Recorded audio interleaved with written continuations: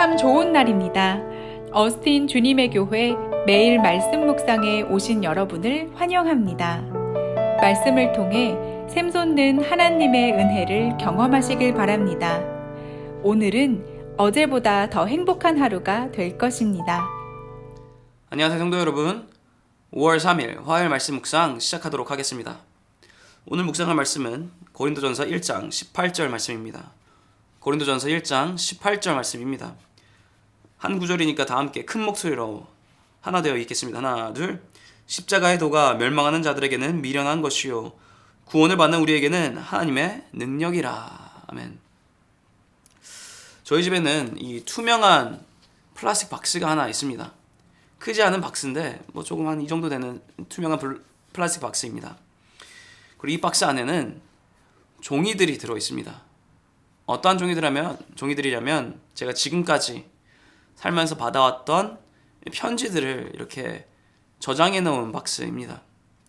친구들에게도 받아왔었고 지인분들에게도 어르신들에게도 받아왔던 그 편지들을 다 모아서 이 박스 안에 저장해 두었습니다. 그렇다면 여러분, 이 편지들이 들어있는 이 박스의 가치는 얼마 정도 할까요? 제가 굉장히 세계적으로 유명해서 세상에서 저의 이름을 모르는 자가 없을 만큼 유명하다면 모를지라도 이 박스, 저의 박스는, 저의 플라스틱 편지를 모아두고 있는 이 편지의 박스는 세상적으로는 무가치할 것입니다. 글씨가 다 써져 있어서 이면지로도 쓸 수 없는 그런 종이들이 들어있는 박스. 게다가 유명한 사람의 편지도 아닌 일반인들의 편지가 들어있는 박스. 대부분 사람들은 이 박스가 가치 있다 여기지 않을 것입니다. 아니, 무가치하다. 더 나아간다면 자리만 차지하는 애물단지 해가 된다라고 여길 것입니다. 제가 아닌 다른 사람에게는, 제가 아닌 세상에게는 이 박스는 무가치합니다. 하지만 저에게는 다릅니다. 저에게는 이 박스가 그 어느 무엇과도 바꾸지 않을 중요하고 가치 있는 박스입니다. 이렇듯 특정한 것에 대해서 사람들이 생각하는 가치는 각각 다릅니다. 그렇다면 십자가의 가치는 어떻습니까? 십자가의 가치는 어떻게 사람들에게 다를까요? 오늘 본문 가운데 바울은 이 십자가의 가치가 믿는 자들에게 그리고 믿지 않는 자들에게 다르다라고 이야기를 하고 있습니다. 오늘 본문을 보시면 18절 다시 보시면 여기 처음에 십자가의 도라고 쓰여 있습니다. 이 십자가의 도, 무슨 말인지 조금 헷갈리시죠? 이것을 영문 버전으로 보면, ESV 버전으로 보면 이렇게 쓰여 있습니다. The word of the cross. 세번역 성경, 한글로 되어 있는 이 세번역 성경에서는 이 십자가의 도를 이렇게 말합니다. 십자가의 말씀이라고 쓰여 있습니다. 이것을 최대한 쉽게 이야기를 하자면 이 십자가의 도는 십자가가 내포하고 있는 메시지를 의미합니다.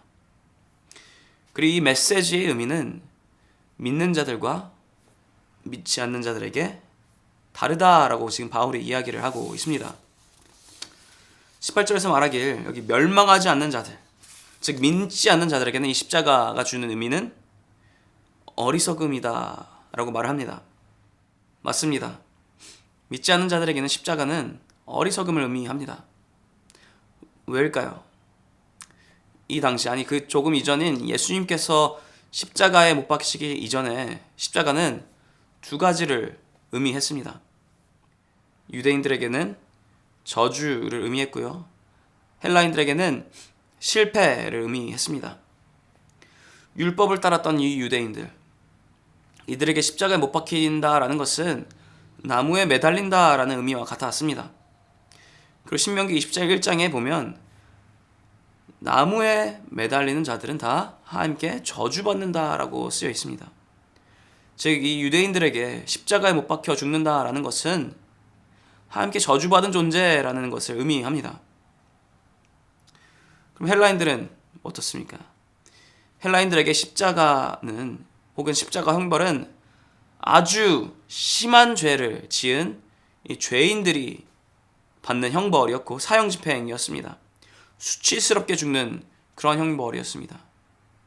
그렇게 십자가에서의 죽음은 실패한 삶을 사는 자의 모습을 의미했습니다. 오늘날이라고 다를까요? 오늘날도 비슷합니다. 예수님을 믿지 않는 자들에게 예수님을 믿고 예수님의 메시지들을 말씀을 믿는 자들은 어리석게 보입니다. 정신적으로 허약하기 때문에 신을 믿는 것이라 말하고 세상의 흐름에 따라오지 못하기 때문에 손해를 보며 사는 것이다 라고 말을 하고 지혜가 없기 때문에 어리석게 사는 것이다 라고 말을 합니다. 그러면서 손가락질을 합니다. 그래서 예수님을 믿지 않는 자들에게 십자가가 주는 의미는 어리석음 뿐입니다. 하지만 우리는 다릅니다. 믿는 자로서 십자가가 우리에게 주는 이 메시지는 어리석음이 아닙니다. 믿는 자들에게 십자가가 주는 이 메시지는 바로 두 가지가 있습니다. 첫 번째는 하나님의 능력입니다. 베드로전서 2장 25절에 이렇게 쓰여 있습니다. 제가 읽겠습니다. 친히 나무에 달려 그 몸으로 우리 죄를 담당하셨으니 이는 우리로 죄에 대하여 죽고 의에 대하여 살게 하려 하심이라. 그가 채찍에 맞음으로 너희는 나음을 얻었나니. 아멘. 예수님께서 나무, 즉 십자가에 못 박혀 죽으신 그 이유는 우리를 낫게 하기 위해서라고 말씀하십니다. 아니, 살게 하기 위해서라고 말씀을 하십니다. 맞습니다, 여러분. 믿는 자들에게 십자가가 주는 메시지는 바로 하나님의 치유의 능력을 의미를 합니다. 죄로 인해서 병들어 죽을 수밖에 없었던 우리를, 죽음으로밖에 갈 수밖에 없었던 우리를, 그러한 우리를 위해서 이 땅에 내려오시고 십자가의 못 박히심을 통해 예수님께서 우리를 치유하셨습니다.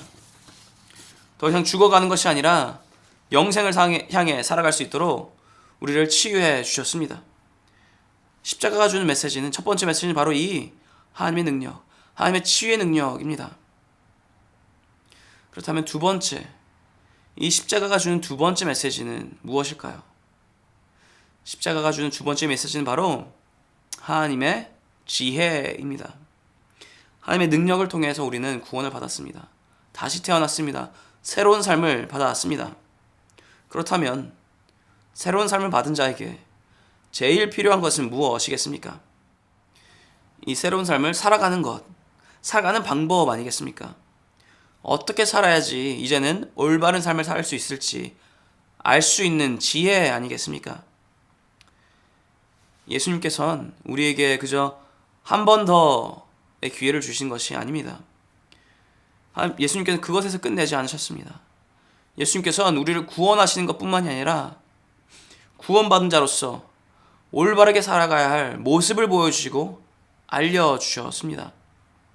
지혜를 우리에게 알려주십니다. 십자가에 못 박히심으로 알려주셨습니다. 예수님께서는 의로우신 분이십니다.